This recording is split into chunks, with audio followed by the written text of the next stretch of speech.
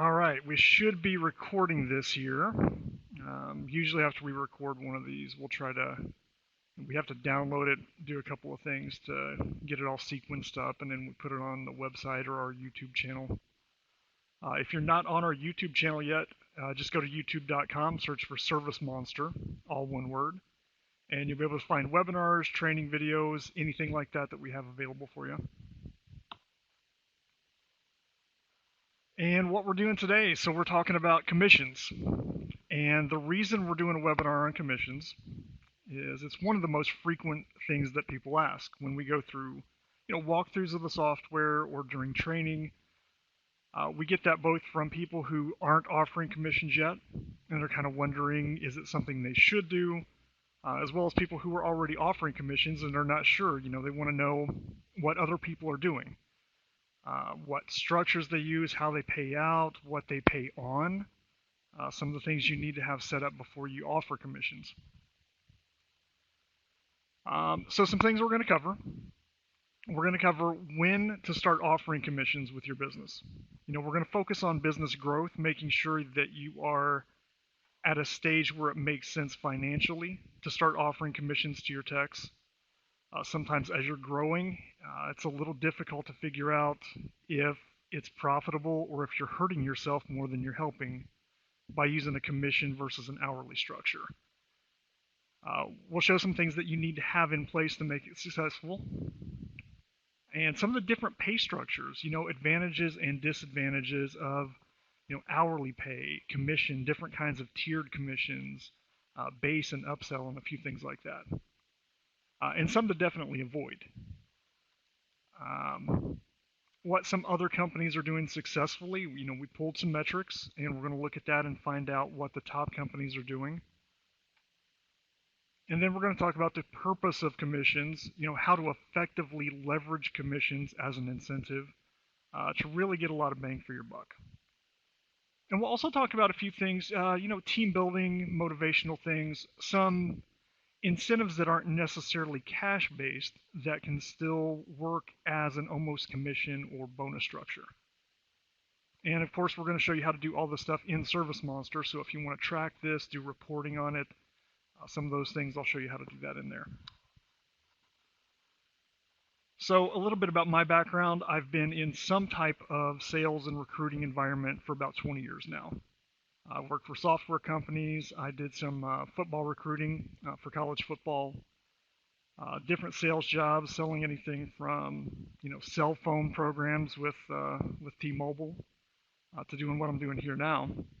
And along the way, I've done everything from cold calling to the really cheesy kind of sales stuff that you have to do when you're kind of the low guy in the totem pole, to what we're doing now, which I think is a much more effective type of sales. And we'll cover some of those things as we go through here. And I've seen a lot of different commission structures. And so I'm going to talk to you both as a sales manager and as someone who was kind of that guy on the phones, just cold calling all the time and answering questions, trying to sell and upsell things, and talk about how commissions influence you. One thing I'm going to pay particular attention to is keeping good technicians. So we'll talk a little bit about that, and I'm going to start off here. I want to show you our CEO, Joe, actually pulled some stats, some global data on customers, and we looked at companies that were doing $250,000 a year or more. And about half of them employ some type of commission structure. Most of them combine some kind of a base salary, like an hourly or a salary kind of wage, along with, on each job, some type of base percentage and upsell percentage. And Joe found that the average base percentage for a commission ranges from about 15 to 30%. So if you just book a job with no upsells, the technician is also bringing in 15 to 30%. And then on any upsells, they ranged about 10% higher. So ranging from around, 5 to 10% higher. Around 20 to 35% was kind of that range that we found in there. And I bring this up for a reason. When you start looking at commission structures, you've got to sort of think financially and from an accounting standpoint, can you afford it? Can you afford to start paying commissions? So a lot of our companies, when they start out with us, they're heavily competing against kind of lowball pricing out there, a lot of low end competitors that are getting a lot of business. And starting out, we'll see people ranging from, like a 3-room special for carpet cleaning might run $79, $89, something like that to stay competitive. And a lot of our marketing strategy we do with these companies is to try to position things over time so that they're gradually increasing their job value. So, 2 years, 3 years into this, you still don't want to be charging $79 for a 3-room special. So we try to find ways where you're not competing with the low end and you're actually offering quality service and getting paid well for it. So I'm going to use the 30% commission level as sort of a litmus test. And I'm not saying you have to offer 30% commission. I'm more leaning toward, when employees start out with you, they're going to make some kind of an hourly wage.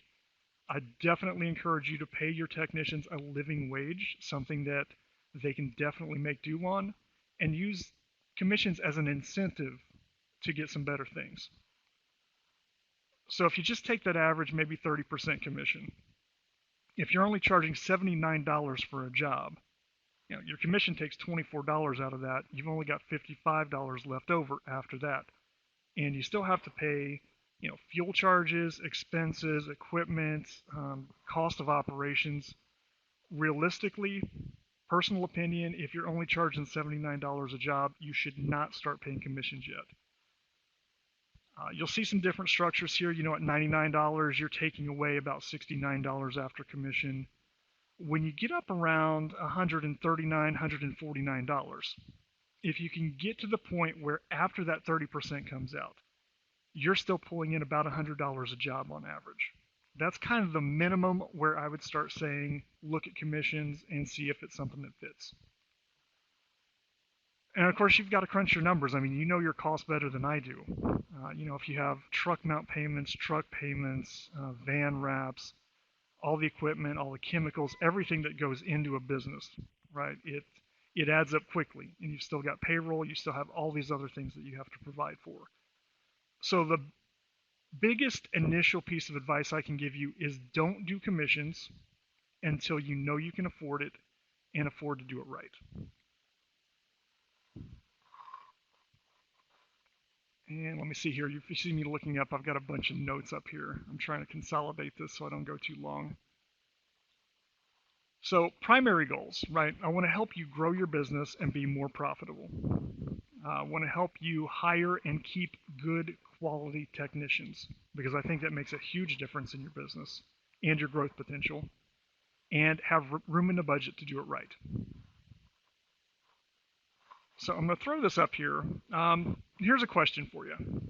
If you have to choose between these two guys, an amazing technician who just cannot upsell anything, or an amazing salesperson who does really poor field work, which one would you pick, and who would you be more profitable with, I guess is the question.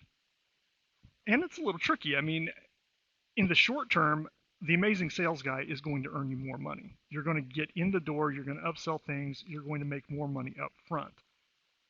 Where it hurts is in the long term, because if you do poor work in the field, you won't get good referrals, you won't get good repeat business, and you won't be able to charge more gradually over time for your services. So all those things kind of add in. And when I look at long-term businesses who are really successful, some of them don't do any kind of commissions. Some of them really do very little, if no, upselling, right? What they do is they focus on good quality work in the field. And I bring that up because I think a lot of people kind of overlook the value of a good technician. In long-term game plan, you will make more money with somebody who does great work in the field than somebody who can sell better. Now, from a sales background, I also believe that a good technician is someone who can upsell. But there are some ways that we'll talk about to kind of bring them into that sales environment. But I want to focus on the technician part of it first, One of the biggest things that we hear all the time from customers is that good techs are impossible to find and even harder to keep. And I can't tell you the number of people that, as they go through business, find themselves back in the truck, back in the field. They hire somebody, guy's doing great. They finally get to sit in the office and work on building the business and doing all the administrative things that they've overlooked because they were in the truck. 6 months later, they're back in the truck again. They just can't keep good technicians. And it's a real problem. And there are things you can do. We're going to focus on some of the incentives you can offer through commissions to hopefully make this easier to keep your guys around and build them and grow them with the company. So my number one goal here is to keep good technicians, and I also believe you can teach anyone to sell. I don't believe you can teach anyone to be a good technician. And a lot of the skill and the aptitude that a technician needs to be successful get overlooked, especially in carpet cleaning, right? There are a lot of things you have to know, just not to cause damage when you go out there, right? You have to know chemicals, you have to know fibers, fiber backings, different equipment. There's a lot that goes into it. And I can tell you the companies that have high turnover with technicians also generally have poor quality work because they get new people in there who don't have the experience. So we want to hold on to the technicians if we can and have them grow, have them continue to learn. So we're going to talk about some of the most common pay structures that we run into. One of those being just a straight hourly pay where you only get paid for the hours you work. This is usually the very first level, a smaller company, when you're getting enough jobs and you're making enough on those jobs that you say, you know what, I need to hire an extra guy to help me out. So you bring on somebody part-time. Maybe they do a few jobs a week just to kind of help you out. This is not somebody that you really expect to stay around for very long because they get minimal work, but it does take some of the workload off of you and helps you stay profitable. The kind of next phase of that is when you go full-time hourly, you're paying somebody 40 hours a week. And again, focus on making sure it's a living wage. They shouldn't have to pull commissions or extra sales or things like that to stay afloat. Make sure you take care of them at a minimum level if you want to keep them around. The other thing, obviously, they're not going to be on the job all the time, right? You're going to have some downtime. There's time on the job. There's driving back and forth. And often in this stage of the game, you'll have guys cleaning the truck, running hoses, but also try to set aside some time for them to learn, educate them, work on them, and kind of build them up with some of the knowledge they need to be off on their own. Then you have salary. Not as many smaller companies do salary, especially with technicians. But salary, basically, you set up, you usually pay a little bit more, but there's no limit on the hours. And of course, nobody really, puts you on salary if they want you to work fewer hours. So you're expected, at least during the busy season, that you're going to work more, right? You have longer days, more jobs in the spring, that late summer, early fall kind of time period. But then that's offset by, usually in the summer, there's a few weeks coming up right around now, around the corner, kind of before that back to school period where things slow down. And then obviously in the winter, as soon as the Christmas tree goes up after Thanksgiving, things take a steady dive there for a couple of months. So kind of keep in mind, hey, these guys have worked really hard in the spring. They've helped you stay profitable.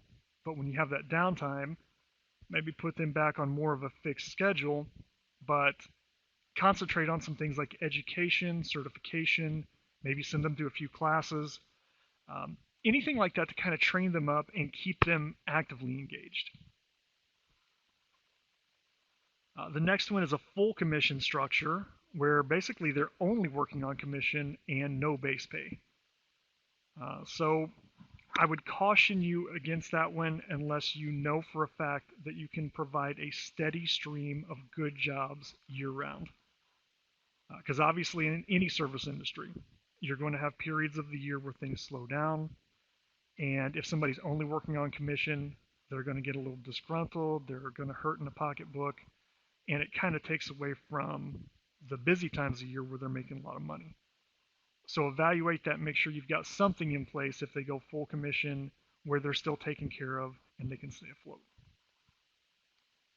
Now, one way that I've seen, and I really don't like this one, this is where you're on straight commission, but there's a draw or a safety net involved. So for instance, let's say it's December and you get half the jobs you normally would. You've got kind of a safety net where, hey, we're still going to pay you like a minimum amount, but we're going to draw it against maybe next month or the month after that commission. So once things pick up again, we'll just draw against those commissions that you would make. And I hate this for a few reasons. One, you know, you get into the slow period of the year, and even if you have kind of a safety net involved there, you feel that, right? You know that eventually you're going to have to pay that back. And when you get into the spring, what's going to happen is a lot of you guys are probably going to quit. They're going to resent you for the structure that you have set up. And they're going to be working really hard, but not showing anything for it because they're paying back something from December and January. So any kind of commissions, I like to focus on driving the correct behaviors. Teach and drive consistent correct behaviors. And I think full commission structures really don't capture that. The next one is where you have some kind of a base pay, right? Even if they sell nothing, they've got some kind of a base pay, and then you have a minimum tier that you have to hit in order to qualify for any kind of commission or bonus. Those have some advantages and some disadvantages. The advantage from a company standpoint, especially if you're really tight on budget still, you're at that point where you need extra technicians and you want to do commissions, but you still have to make sure you're paying your costs, then offering some kind of a base pay and setting that minimum bar. Basically, when they hit that minimum, they've sort of covered the base pay aspect of it, and then anything after that, they're making commission on. It's decent, but it can also lead to kind of the wrong behaviors. I'd say probably the worst thing you can do on a tiered commission structure is start off with a slow month in sales. Because as a salesperson, you see that goal and you say, well, I may not even hit that goal this month. Or if I do, I'm barely going to hit it. So the incentive to really go out there and sell, which is probably awkward when you're starting out, it's a little difficult for you. You don't want to ask Mrs. Jones if she wants to, take care of her really gross sofa with cat fur all over it, right? It's a difficult thing to do. And so if you know that you're not going to hit that tier, you may not be as willing to go and ask that question. So keep that in mind. The other thing is you've got a multi-tiered commission where, at certain levels, let's say you do $1,000 in sales, you get this much of a percentage commission. Once you hit 2,000, 3,000, you get higher percentages. I don't like those because, again, I think pay-wise, there should be some kind of base pay to cover them as an employee. Whether they're selling additional things or not, you're paying them as a technician first. The sales part of it, I want the commission to be an incentive to do the right behaviors. So in teaching and driving the right behavior, I don't like a system where if you're one or two sales below your goal to hit that next tier, you're going to push harder than you normally would. I think it can make people too pushy, or if you're way far away from that goal, you're not as incentivized to sell as you would be otherwise. And so you don't have a consistency in what you're doing. And I think sometimes if you're too pushy out there, you kind of drive your customers away, and they feel that, right? They feel that you're pushing a little extra hard to sell something that maybe they don't need. And to me, the behavior is more about, especially for upselling, it's to evaluate, like look around, observe, evaluate the customer situation, and offer them something that they can actually benefit from. Not just push some kind of sale out there because you're trying to hit a goal. Now this is more along the lines of what I like. SPIF, they call it, or a sales performance incentive. It's a one-to-one relationship. You get one sale, you get one bonus. You get 100 sales, 100 bonuses. And it's usually a fixed bonus per job or per sale, whatever you have. And that one to me does everything that a commission should do, right? You're going to teach the correct behaviors because even if you fail 10 times, you know if you're successful that 11th time, you're getting paid for it. And it drives the correct behaviors because the more you're successful, the more you get for your bonus. But it's consistent, right? When I go into a house right now, it my bonus potential has nothing to do with what I've done previously in the month. And I think for especially with pay periods involved, we usually offer commissions based on a month or a 2 week pay period or something like that. And these are arbitrary things. I mean, we made this up, right? It has nothing to do with whether you're selling on this job or not. If you sell so many jobs in February with 28 days versus another month with 31 days, those kind of things and those inconsistencies can really put a damper in the attitude with your salespeople. And so I like a spiff because, hey, I go out, I sell something, I get paid for it. I sell something again, I get paid for it. I don't have to hit a goal. I don't have to push harder. I don't have to push less. I just do consistently what I'm trained to do. And then this one, especially for the service industry, when you have upselling involved, and you have things, especially like with carpet cleaning, window cleaning, pressure washing, things where there's an amount of skill involved as an employee. I like to have the spiff where it's a one-to-one, but I like to structure some kind of a base and upsell percentage built into it as well. And you tie that into things like experience, qualifications, how long you've been doing it. And to me, that's a really nice way to kind of keep guys involved. As they stay with you longer, instead of feeling that they're stunted growth, I mean, this is hard work, right? They feel like they're more invested with the company over time. They're more prone to get certifications, qualifications, things that'll actually show them a benefit. And so I talk a lot about education, qualification, certification. As part of growth within a company, I think these are very important. You want to invest in your employees. And I know, look, you have to be worried about cost. There's no doubt about that. And I'm not going to ever tell you not to worry about cost.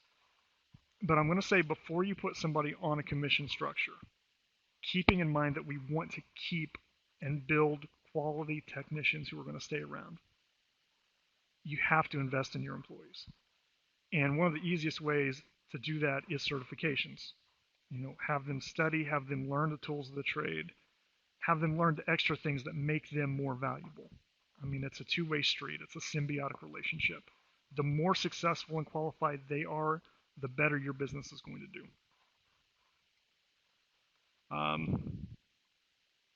And the other thing too, if you can't afford to train them right, don't hire them. Because what you're going to do, you're going to get in that situation where you're hiring employees, putting a little bit of time into it. I mean, it takes a lot of effort just to get somebody up to speed enough to where they can go and do a job on their own. And if you're not investing in them and not keeping them kind of occupied with growth, they're going to leave, and you're going to find yourself back in that time sink where you're dumping more time into just training people constantly on what they need to do. And honestly, throwing more people on a sinking ship is never a good idea. The ship is still going to sink. So I still focus on grow your business to the point where it makes sense to hire people and put them on commissions. Don't stick around at that $79 job. Make sure you're going to be profitable. And before you bring people on, make sure you can pay them and do it the right way. Now, for certification, I went through the ICRA certification program. And look, I'm a software guy, right? I don't clean carpet, and I felt it was a valuable thing to do. My bosses paid for it. They didn't bat an eye. They said, hey, we think it's a great idea. Because part of being in the industry, I mean, in sales in this industry especially, is you need to know what people go through. You need to understand the job. And as we build out our software and feature requests and things like that, a lot of that is based on what guys need in the field, what they're going through. And honestly, when we talk to newer companies out there, a lot of guys, they're starting out and they have a lot of questions. What kind of equipment should I use? Is it better to do steam cleaning or rotary or Cymex or something like that? Should I get a rotor brush? Which kind of chemicals should I go and where should I go to get them? You get a lot of questions like that. And it helps me do my job better having gone through and learned a lot of this stuff. And it can help you as an employer too, because even though you're probably teaching these guys on site, sometimes you're a little too close to things, right? And before you throw somebody out on their own, you kind of need a third party evaluation of how they're doing. And that's why I like the ICRA certification, this performance assessment test. And I've kind of blanked out the categories here because I don't want to show too much of what they do. But basically, they have an education section. When I went, we spent the whole week learning things, doing hands-on training, just learning ins and outs of so much stuff. And that in and of itself was invaluable. But then when you go through the performance assessment part of it, each station you go through, they actually look at what you're doing, they evaluate it, and they give you a score. And those scores let you know, hey, are you entry level? Do you need to really work on this? Are you capable of kind of doing this on your own, or are you proficient? Can you go out on your own, do this thing and do a great job? So on mine, and I don't clean carpets. I've done some cleaning with rotary stuff. I was in the Navy. We used to buff floors and wax decks and do all that kind of stuff. So I've used a lot of rotary machines. I've done a lot of cleaning, but I haven't done carpet cleaning.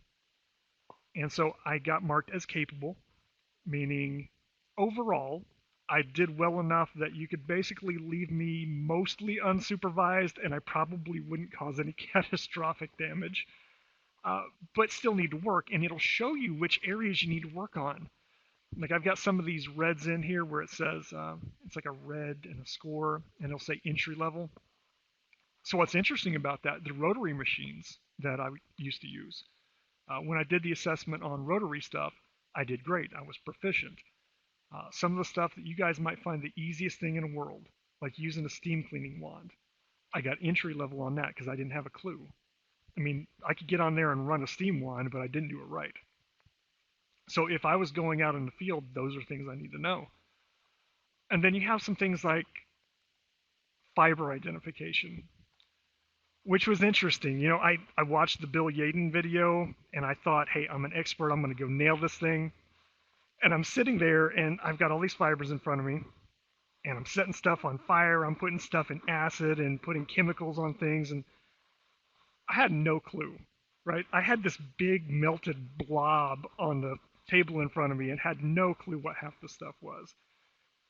So it's really nice to see that if I was going out to actually clean carpet, I can look at this and know which areas I really need to study. And I think that's invaluable for your guys. When I went through the certification, one of our customers actually had, I think, 4 or 5 of his guys in this class. And they were doing a performance assessment. And these guys have been cleaning for years. And they were still going through this and learning things. So it's an ongoing process. Let's see what else we got here. Yeah, so this is interesting. Now, when we talk about technical skills for your technicians. So this question, would you pay an amazing technician $50,000 a year? And I'm not talking about maybe right now if your budget, I mean, if you're only making $100,000 a year total in sales, obviously you can't pay somebody else $50,000 a year. But assuming their, costs weren't involved, you're very profitable, if you could afford it, I guess what I'm getting at is deep down, do you feel like an amazing technician is worth $50,000 a year? And I ask that because I think we get into the mindset that, look, anybody can do this. Look, all you're doing, you're running a wand, you're cleaning windows, you're pressure washing the side of a house. How much skill does it take? And I think that's wrong. I think when you look at this, most owner-operators, when they start out, you do a great job. You learn this on your own. You kind of teach yourself. You go through whatever you need to go through. And you establish a rapport with your customer. You take incredible pride in what you're doing. And when you hire somebody else, ideally, you're looking for somebody who can do just as good a job as you do, who will take just as much pride in the job as you do, who will talk to the customers the same way and represent your company just as well as you do. And you'll never find anybody who quite does that, right? Nobody can be quite as invested as you are. But if you do it right, you should find somebody who comes pretty damn close. And that to me kind of makes this question irrelevant, right? The amount that you're paying them shouldn't matter. You want to look at them as basically a replacement for you in the field and somebody who represents your business the way you would if you were there. And if you can find somebody like that, do whatever you have to do to hang on to them. Let's see. Some things to avoid when you start doing commissions. And this is meant more for the guys who really get into the numbers, they crunch numbers, they do the accounting, and they look at the cost involved of everything, which you definitely should do. But I'll see oftentimes companies set up a commission structure where everything has different commissions, different bonus structure. So Scotch Guard, you'll make 40% if you sell this. Whereas if you sell an extra room of cleaning, that'll be 20%. Based on how profitable it is to sell deodorizer, that'll be 30%. Sofas or whatever. You'll have all these different tiers and levels and percentages based on the item you're selling. And from a financial standpoint, I get it. You know what's profitable, you know what you have to charge and what you can pay out. From a sales standpoint, though, that'll kill you. You've got to make sales dead, dumb, simple. As guys who are out there selling stuff, we need simple, easy to know structure. We don't want to think about it. We want to know, hey, I'm going to sell something, I get paid for it. And when I see structures like this, the first thing I look at is, okay, you're paying 40% for Scotch Guard. If I'm a technician in the field, I've just done a job and I sold Scotch Guard, I'm making 40% off of that. Whereas if I sell an extra room of cleaning, I'm only getting 20% on that, and then I have to sweat for 20 more minutes and I have to work and I have to do all this extra stuff. I can just sell the Scotch Guard or a spotter bottle or deodorizer or something like that. That takes a lot less of a time sink and a lot less effort. And again, what I want you to do for your technicians in the field, I don't want them to be focused on, hey, I want to sell this one particular thing because it pays better than other things. I want to train guys in the field to evaluate each situation and say, you know what, this person has a sofa that's really dirty. Maybe I should offer to clean the sofa. Or what stands out to me is, hey, they've got this extra hallway. I'm already here. I've already got the hose out. It'll take me 5 minutes to run this. Hey, would you like me to hit this hallway? Maybe there's high traffic areas. You've got kids. You've got pets. You've got a lot of things going on. Then you offer Scotch Guard. You offer what's applicable to the customer. And that goes, we'll talk about that a little bit more in a minute. But it goes into selling something that you believe in and something that actually benefits the customer instead of something that's just profitable.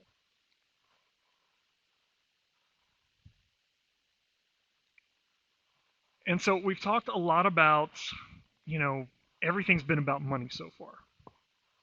And I'm going to stop here for just a minute. I'm going to hop into ServiceMonster here, and I want to show you, a lot of guys ask, how do I get into a commission structure?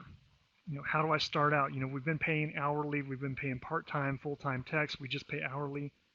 But I kind of want to offer commission. How do we get the guys to buy into it?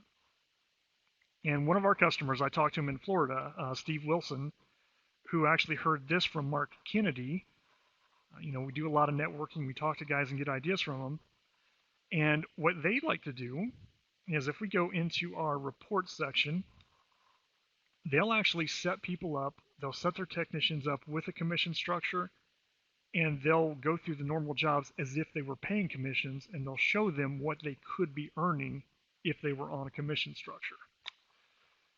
And let me reset this here. I'm going to give you about a year worth of data in the demo just so I can pull some better figures here. But in ServiceMonster, you can set up different commission rates. And when you apply the commission rate, your technicians will automatically get paid commissions or report commissions based on what you have them set up for. So we take Aaron, for instance, up here. He did one job. His commission level was as a senior tech. And I'll show you that in a minute, how we set those up. But it'll show the base sale, anything that was upsold, the totals on that, invoice totals, and then it'll actually calculate out for you what your base commission, your upsell commission, and total commission are. And for a pay period, if you run this report, you'll actually get down here the total amount of commission that you have to pay out. It makes that incredibly simple. And you'll see down here, like Andrew, for instance, he's a tech, he's making 20%. He didn't have any upsells, but his base sales are paying out here. You calculate all that up. So it's a really nice report that you can run. And I encourage, if you have multiple technicians, make this visible, right? Show these reports, print them out, hang them on the wall somewhere, and bring some visibility to it. I think you're not competing directly against each other as technicians out there. You're usually on separate jobs. And if you network and share ideas, if you see somebody who's really successful at upselling, then if I'm also trying to upsell and I'm not getting any upsells, I can talk to this guy. Hey, I notice you've really done a great job at upselling. What do you do? How do you do it? How do you sell Scotchgard? Right? You share ideas because you're not directly competing against each other. If I get paid, it's not taking money out of the other technician's pocket. Right? So that kind of thing, it builds a friendly cooperation, but also a little bit of a friendly competition. And I'm going to show you real quick how to set up commission structures. In ServiceMonster, we have a few ways that we do this. That's under our settings here, and you just come into commissions. And I've set some up in here already. I'll kind of show you the senior tech, for instance. So you come in, you give it a name, and you put in a base sales rate and an upsell rate. And we're going to talk about that in a minute, kind of how we set these up and some recommendations. But basically what I've got here, I've got a training guy, somebody who just got hired. He's probably dead weight. He's probably getting in the way more than he's helping. So we're not going to pay any kind of commission to him. But I'm still going to set him up in a commission structure, just 0 base, 0 upsell, to have him in there. And I want him to show up on the commission reports. I want him to get used to seeing himself along with the other guys on there. He's going to know, look, I'm just a trainer right now. But because I'm on this list, I'm next to this guy and I see what he's making, there's actual potential here. I'm going to keep working hard at what I'm doing. Now, a helper, this is somebody who realistically, they're going to run hoses, they're going to do some grunt work, they're going to bring chemicals back and forth, drain the tanks and do all this kind of stuff. And we're going to give them a little bit of a taste of commissions. We're going to pay them 5% of the base and 0% of the upsell. Now keep in mind, whether these guys are part-time guys, full-time guys, we're still paying them a livable base pay, right? So even if there are no sales involved, they're still paid enough where they can come and dedicate their time to us as a company. I try to steer clear of having people work part-time for you and then go work another job somewhere else. Because let's face it, being a technician in the field is hard work. And if it's between you and another job that they're doing, they're probably going to stop doing the hard physical labor part of it and go do the other job. Now, once they get past that helper stage, usually they're paired up as a helper with a senior tech who kind of guides them through, lets them watch, shows them, hey, here's how I get out this red stain. Here's how I handle this kind of carpet or this kind of situation. Once they get skilled up enough to where they can kind of run the show, we're going to set them up as a junior tech. So they're going to do most of the work now, and they're still paired up with a senior tech. So the guy's going to kind of, the veteran guy is going to oversee what they're doing, kind of guide their progress, but he's going to let them do the bulk of the heavy lifting. So the junior tech, we're going to have him do 10% of the base and 10% of the upsell. Now it's very likely the senior tech is still the person doing the upselling, right? He's going to talk to the customer. He already knows how to position things. So he's going to be the one to upsell, but we want that junior tech to start experiencing, hey, if you upsell things, there is value to it. Now, once you graduate that phase and you're actually qualified to work on your own, then you're a senior tech. And let me go back 1 second. When you're a helper or a junior tech, a lot of companies, when they have them paired with the senior tech, if it's commission-based, they'll give the senior tech a split commission. Now, usually as a helper, the senior tech still gets their full commission. But as working with the junior tech, if that junior tech is doing most of the heavy lifting, then we're going to give that senior tech about half or a split commission of what he would normally get. Because he's there to observe, he's there to teach, but he's working less, he's not putting in the physical labor. Still very valuable, but cost-wise, we want to be able to offer something to that junior tech, and the money has to come from somewhere. So we'll split the senior tech commission. Junior tech starts to get a little bit at 10 and 10. Now, as a senior tech, this is usually someone who's certified. They've gone through classes. They've gotten certified. They're somebody who can work on their own unsupervised. So like with the ICRA certification, they would be listed as a proficient worker. And we're going to bump them up. We're going to say, look, let's give you 25% of your base job and 35% of the upsells. So anything you upsell, I don't care if it's Scotchgard, if it's a sofa, if it's tile and grout, anything, you're getting 35% of it. And then we've got a master tech level. Not everybody has this, but this is somebody who's probably been with your company for a few years. A go-to guy that you can really count on, who you feel takes great pride in your company and represents you well, can upsell correctly. Just somebody who can be left alone. If you go on vacation, this guy could run the show for a couple of weeks. And as a master tech, we're going to pay him 30% of the base and 40% of anything they upsell. Now, these are guidelines, but these are loosely based on what I see a lot from successful companies who have done commissions and done them well. So we've got them. There's another level that I've seen, somebody that's kind of being groomed as a business partner to maybe buy the business or take over the business one day, whether it's a family member or somebody like an old trusted friend, something like that. Maybe I'll see a 50%, 50% for your commissions. All right, so let's go back here. If I can, there we go. So when we talk a lot about the money side of things, I think we're overlooking a few things that are important also in motivating employees. Right, so obviously, a lack of money will cause people to quit. If they're not getting paid well, if they're starving, they're not going to stay with you. Now, there's an old adage with sales that you want to keep your salespeople hungry. And there's some truth to that, right? I mean, you work harder when you're hungry. You work harder when you're really struggling to get ahead. And starting out, there's some definite advantage to that, right? Somebody who's new to your company, who really has to work hard and show what they can do, you'll actually see when they're in that hungry stage, what they're capable of, what their drive is like. You know, if you really push them to the limit, what you're going to get out of them. But long term, for keeping an employee, you don't want hungry, starving employees who've been with you for 5, 6, 10 years, right?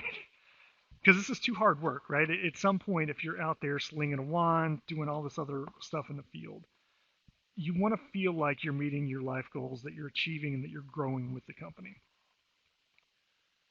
So the other thing I'll say is throwing money at a problem will not make it go away. And I think a lot of times commissions are approached that way, that, look, my guy's not upselling enough. He's not selling enough in the field. He can't sell Scotchgard. And we throw money at it thinking that's going to fix it. But the truth of the matter is, if a guy can't sell, there's something else wrong, right? It's not that, it doesn't matter what incentive you throw at it. It doesn't matter if you tell him I'll pay you $1,000 for every sale. If he can't sell, there's something else happening there. So we all work for money, right? I mean, I love my job, but if Joe stopped paying me, I'd probably stop coming to work. I might still come to work for a while. It's pretty cool, but long term, I mean, you have to get paid. But that's not the only reason we work, right? Most people I talk to when they leave a job, they'll say things like, look, I don't miss the job, I don't miss the company, but I miss the people, right? Some people have a sense of family or camaraderie. They feel a sense of belonging. You know, they make friends where they work. They get along well. So that's important. There are things like recognition, right? Letting your employees know they're doing a good job. And sometimes it's just a matter of saying, hey, I noticed you did this. Thank you. I saw a thing with Josh Latimer with Syngym. And he did a thing about sales where sometimes he'll give an employee a gift card for like a restaurant or a movie or something that they like. Not anything tied into a commission structure, not anything that they earn, just something to say, hey, I noticed you've been doing a great job. Here's something just random, completely random, to say, hey, thank you, I appreciate you. Other people, I mean, you need maybe a sense of importance. And I can tell you, I mean, as a sales guy, right? When I'm having a bad day and I look around at this company and I see the other people working hard, I see people with families, I see people who, have all this other stuff going on, I feel a lot of that is on my shoulders to make sure they're taken care of, right? Because if I'm not selling, if we don't do our job and keep our customers happy, keep customers coming in the door, um, then the other people I work with as part of that family don't get to enjoy the fruits of their labors. And when you have a sense of importance, you have an investment in the company, I think you're more apt to get through the tough times because you have a sense of loyalty and a sense of importance in providing for the other people. Um, which brings me to the issue of visibility. Um, I I'm very much about having an open environment, an open atmosphere. I don't like to hide things from the people I work with. I think companies have a tendency to clamp down a little bit on the financial side of things. Like, look, my technicians don't need to know what we make as a company. I'm going to try to hide my numbers. I'm going to hide what I'm doing or our strategies. I'm not going to share that stuff. They just need to concentrate on what they're doing in the field. And I know this makes some of you cringe when you think about opening all that stuff up and making it visible. But this is kind of an old science fiction concept, but the unseen or the unknown is a lot scarier and a lot worse than when you actually see the truth.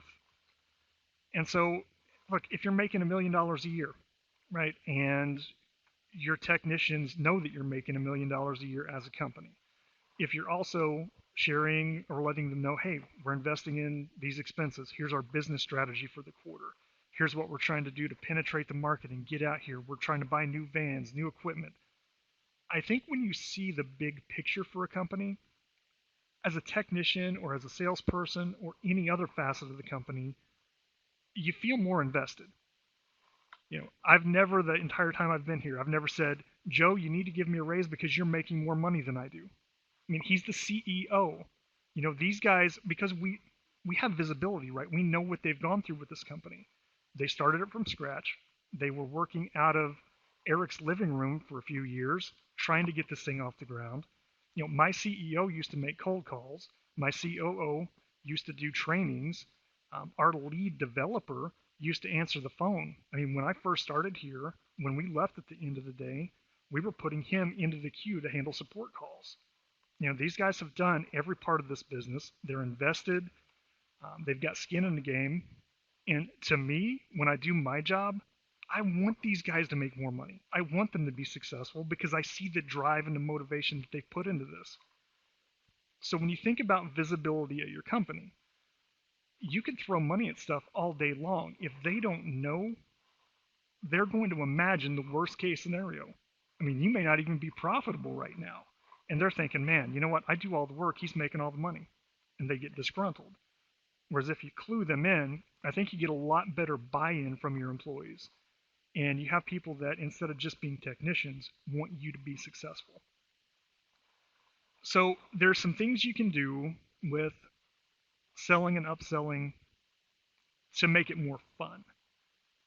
I've seen people do games. I made this thing here. This is like an upsell bingo kind of thing. And it's a fun thing. It's not competitive against each other. Basically, you create some kind of a card like this where you have items that can be upsold. And just like bingo, you try to complete an across or a diagonal or a down. And you can see in this one, I picked things like protectant and deodorizer. Some of the more common, probably easier to sell upsell items, and they're more frequent in here. Most of these paths, you're either selling two protectants, or you're selling, if you go here, maybe one protectant and a couple of deodorizers. And then you have maybe a few big ticket items like sofa, large upholstery cleaning. There's things like maybe small upholstery, stairs, and these things make it a little bit more fun to upsell because when you upsell something, you'll just put a check on here, put a marker on here, just kind of track their progress. And when they complete an across, a down, or a diagonal, they get some kind of a bonus or some kind of a prize, right? And it's nice because it teaches you not only to upsell, but it lets you focus on certain things to upsell. So look, maybe you're great at protectant, right? So you're like, hey, I can knock out one of these, great, but you know what? I've never sold deodorizer, or I have no clue how to sell like somebody on the idea of let me hit the stairs while I'm here. And most of your techs may not even realize that, hey, I missed the hallway or the stairs or a sofa or another opportunity. So this will make them a little bit more aware of their surroundings and have them look for opportunities. So you can do something like this. I've seen people where they'll do like a football pool, and everything that you upsell, you get another entry into that football pool. And whoever wins for the week gets maybe a small prize or something like that. So just ways to make it fun. Um, again, throwing money at a problem won't make it go away. But I think if you teach, if you train, if you lead by example, you can teach anyone to sell. And so I'm going to kind of go into this with you. When you guys are, as a company, if you're sitting around the shop, you're sitting around the office, you're all talking, when things are a little bit slow, ask your guys, ask one of your technicians, hey, who's your favorite athlete? Who's your favorite basketball or football player? Something like that. And, he may say, look, oh, I love Kobe, I love LeBron, I love, nobody compares to Jordan. But listen to the way they talk about him, right? So I'll bet you if they're into sports, for instance, if they're basketball fans, they can compare all three of these guys and tell you, do they stack up against Jordan or not? Here's why. I know the stats, I know the specifics. Here's what this guy did that really made him special, and they'll be really excited about it. If they're not into sports, ask them something like, hey, what's your favorite restaurant in town? And then ask them why. What makes it great? And they'll tell you, look, these guys have the best free bread. You get free bread with every meal. And they got the best burger. They toast the buns. They do this thing with the onions that's amazing. Whatever it is, look at how they talk about something that they're really invested in, that they believe in. And then ask them something like, okay, what is Scotchgard? Now, if you've done your job, they'll talk about this in the same way that they talked about Kobe Bryant or Ben Roethlisberger or whoever. But more likely than not, at least the common thing is they're going to say, I don't know, you spray it on, it kind of protects the carpet, right? So if you do that, you've got your work cut out for you. And usually this is the case. We expect people to sell because we know how to sell, but we haven't actually taught them what they need to do yet. So you need to model that. Talk to them the way you would talk to a customer. Give them some wording. Now, they're not going to use your exact wording, but give them some wording to work with. Give them some examples, role play a little bit. Walk through what it's like. Look, they're still going to stumble over it. They're still going to make mistakes, but at least then they're a little bit more familiar with it. The other part of it is they should know at least the basics of it, right? They should know what it is, what it does, how it works at a minimum. But I think one of the biggest problems we run into is that they don't really believe in it. And part of that stems from not knowing what it is or how it works or why it's valuable. And, coming from a sales background for a long time, I've known guys who sold things. I mean, they'd sell glasses to a blind man. They didn't care. They'll sell anything. To me, that's not skill and it's not sales. It's just a numbers game. You're throwing the same message out there to the same people again and again and again, knowing that there's a small percentage of them who are going to buy what you have to sell. And to me, that's not skill at all. It's just a numbers game. And I think it comes back to bite you. If you don't believe in what you're selling and you're just kind of rattling off some words, what tends to happen is, yeah, you'll sell that small percentage of people who buy whatever message you're putting out there. But you're also going to alienate a large portion of your customer base in the process. And the small percentage who do buy from you, they're probably not going to believe in it any more than your technician doesn't believe in it, because nobody has really sold them on the value of it. And that comes from the top, right? You have to believe in what you're doing. You have to see the value in it. and convey that to the technician instead of just telling them to sell something for a paycheck. The other thing is, if you're not really building that value, you're probably not going to get nearly the amount of repeat customers, and you're not going to get referrals. And if you do happen to get a repeat, they may not do that upsell service again. Whereas if you take the time to invest in it, I mean, if you're selling a quality product that you believe in, if you believe in what you're selling, if you take the time to teach your technicians, what does it do? What is it? How does it work? And especially, why is it worth the extra cost? Because they're going to get asked that in the field, right? If you're going to sell Scotchgard, the customer is going to ask, well, what is it about Scotchgard that makes it worthwhile? I mean, why don't I just get my carpet cleaned 6 months from now and don't worry about it? So they have to be prepared to talk about these things. And in teaching them about that and showing them why it's valuable, they're going to convey that to the customer. Even if they stumble over their words, even if they're terrible at selling, if you have somebody who truly believes in it, they're going to talk about Scotchgard the way they talk about LeBron James, right? And that to me carries a lot more weight than all the sales techniques in the world. If somebody believes in what they're selling, they're going to do a much better job than a polished sales guy any day of the week. So generate the right kind of sales, and you will find you will get a lot better repeat business. You will get a lot more referrals. Your customers are going to be much, much happier with you. They're going to come back, and they're going to come back sooner, and they're going to love it.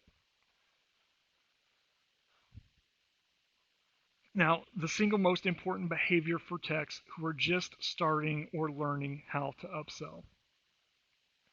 To me, this is a big one because when you first start out, look, sales is awkward. For most people, it's unnatural.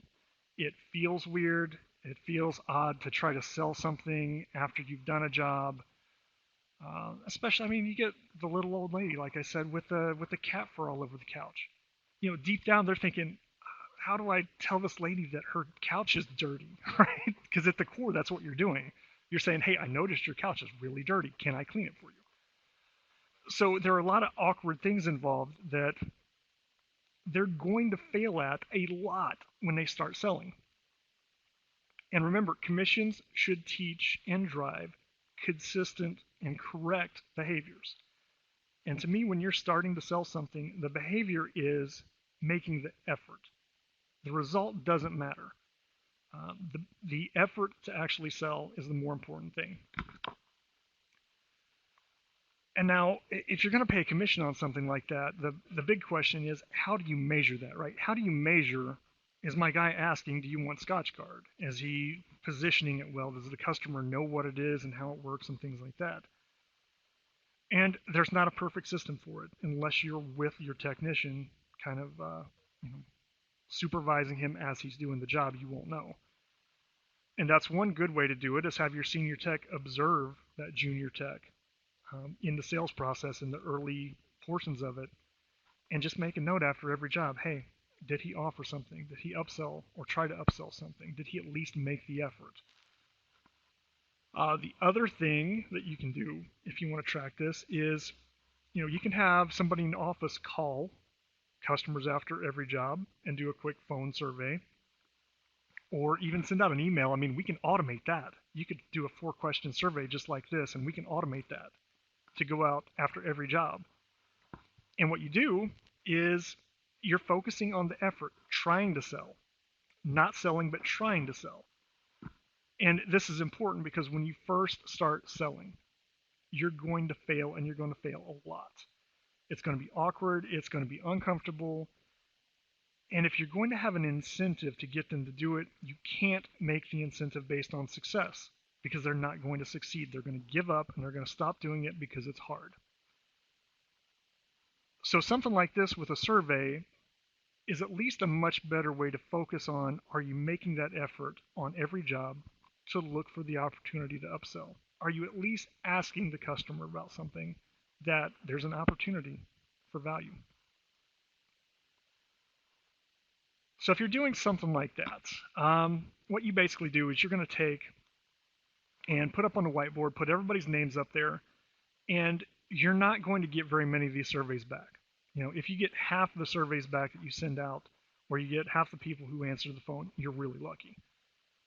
But whenever the surveys come back, put a check mark under their name if they got a yes for the question. I'll just go back to the questions. Were you satisfied with the quality of the cleaning? Was your technician professional and polite? Did your technician discuss the advantages of carpet protector or whatever other service that you want them to focus on upselling? Would you recommend us to your family and friends? So question 3 is the one you want to focus on. So when you get in here, the email responses, the call responses to question 3, you're going to mark on the board. So, we've got Lane up here. Guy's great at upselling. Every time he goes out there, he offers. So he's got 100%. Now, Kurt, he's a little bit newer guy. He's our junior tech, and we're trying to teach him to upsell. And to do this effectively, you want to be on top of it, right? Stay on the ball. If you get a survey in, get up, go to the board, put a mark on there. And either do the tick marks or do like a green check mark for yes or a big red X for no. Maybe not a huge red X, but at least something that they notice. And when you're done with this, at the end of the week or maybe the end of the pay period, you're going to have all your numbers up here where everybody can see them.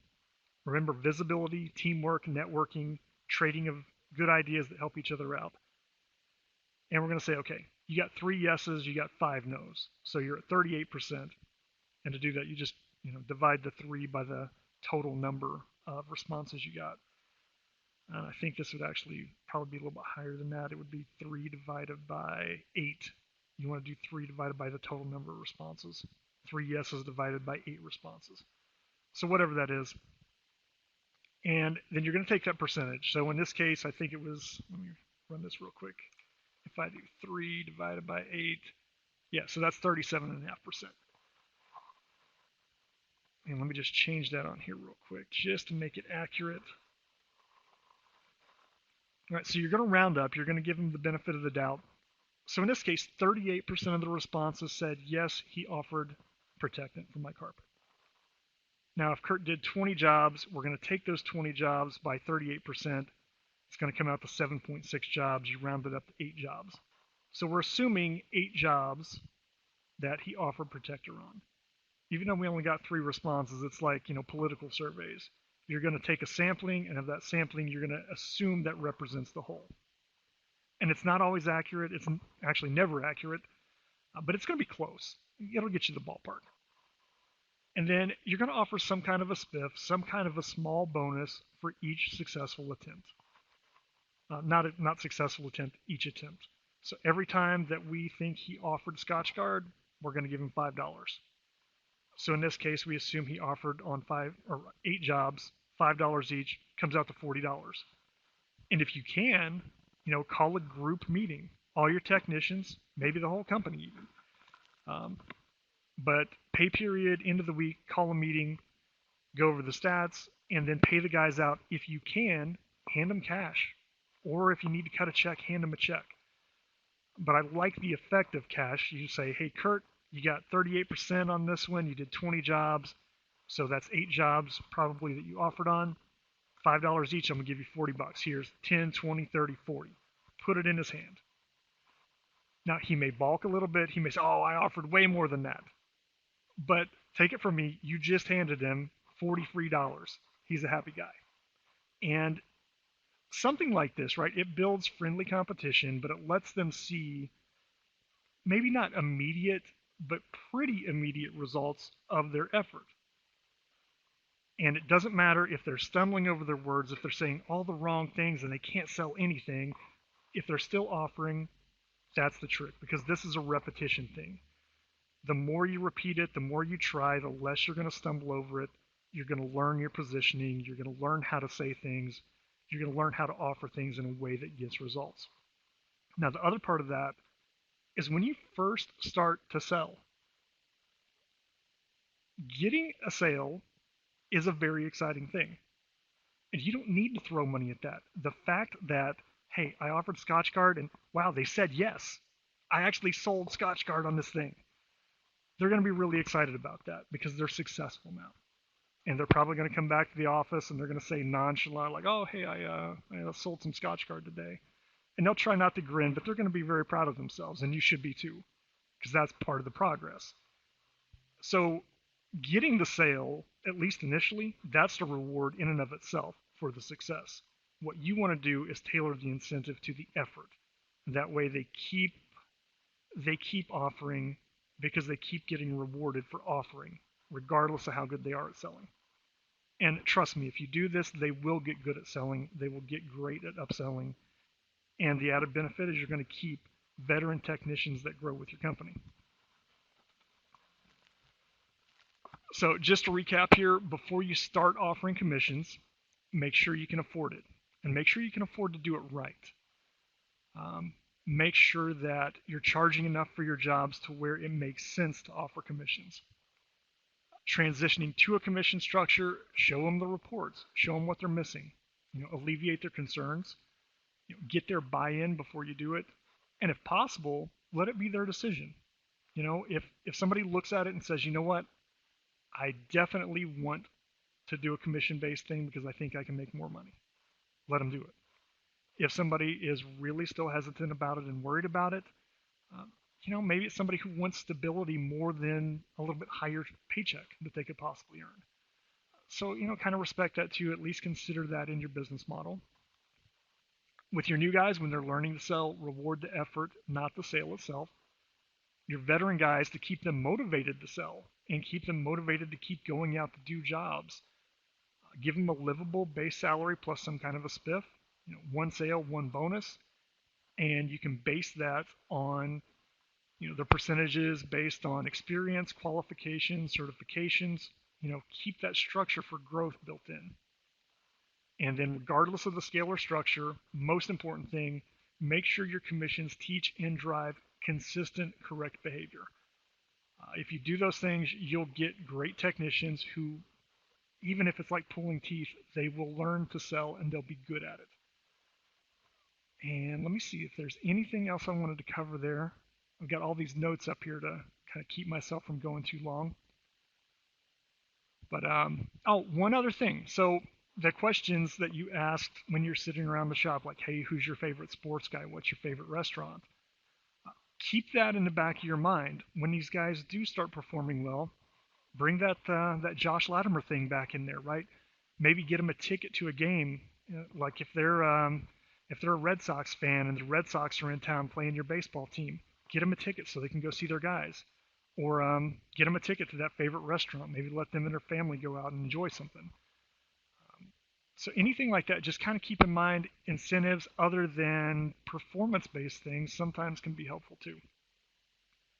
So I'm going to open this up. If you guys have any questions, I can show you stuff how to do any of this in ServiceMonster. We can just discuss ideas, whatever you guys need.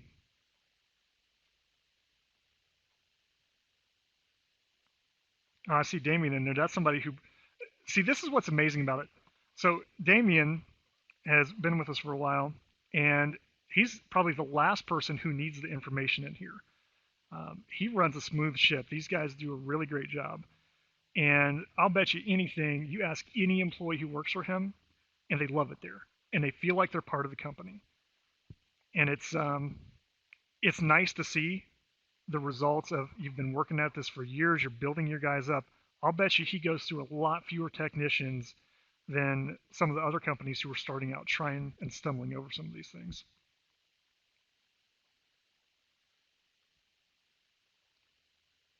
All right. I'm going to go ahead and wrap this up. I'm going to thank you guys for being here. And if you have any questions, feel free to email us. I'll encourage you to subscribe to our YouTube channel. Just go to youtube.com, search for ServiceMonster, all one word. And if you're existing ServiceMonster customers, if you've already gone through training and you want to be part of our Facebook group, there's a ServiceMonster users group that we can get the link for here. And you're welcome to get in there. Our CEO likes to share ideas, bounce new features off you guys, get some feedback, get input on things that you like. So keep an eye on the Facebook group, keep an eye on the YouTube channel, and thanks for being here. You guys have a great day.